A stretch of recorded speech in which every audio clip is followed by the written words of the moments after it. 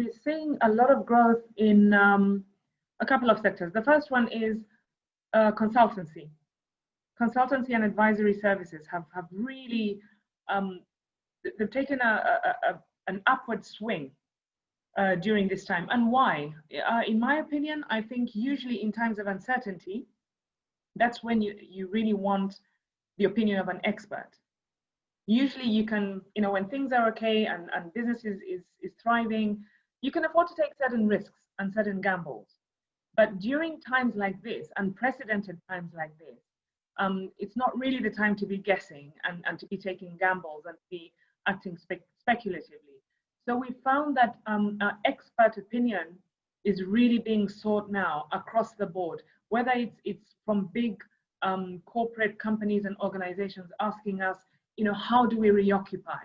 Because we've spent a lot of time with our global consultancy service line working on the office reoccupancy protocols.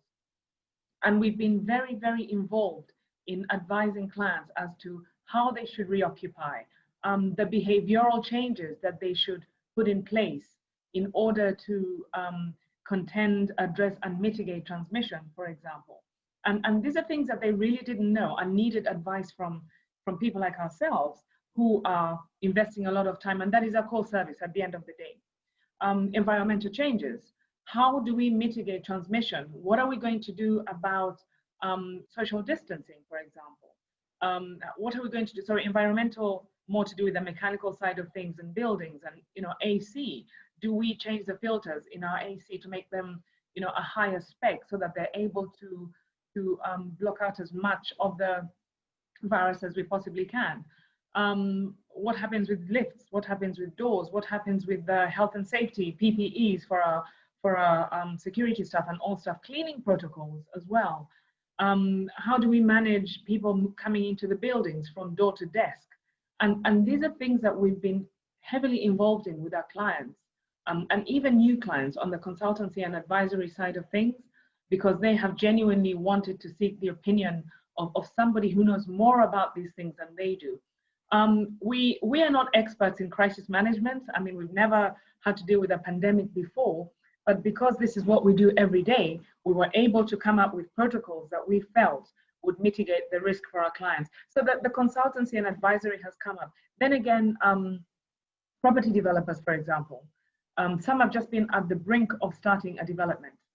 And they've come up to us and said, look, what do we do? Do we continue? Do we stop? So these are other areas where we felt we've given very useful input and where we've seen growth in that service line. We've seen a lot of inquiries into the healthcare sector as well, because that is a, fortunately or unfortunately, that is a sector that has seen a lot of rapid growth during the crisis. We've seen a lot of health centers or healthcare operators expanding, and we've been able to help them expand and roll out into various real estate products and finding these for them.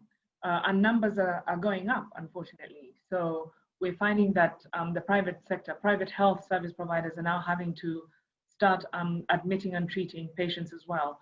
And this is something they were never used for. So they've had to scale up very quickly. And this is where we found ourselves also coming in to advise on that, because obviously we have a database of what is available and we know at any one time what is available. So we're able to suit the product that we have to the requirements that they have. And in some instances, even help them adapt them, renovate them, refurb them, and get them ready as quickly as possible for that.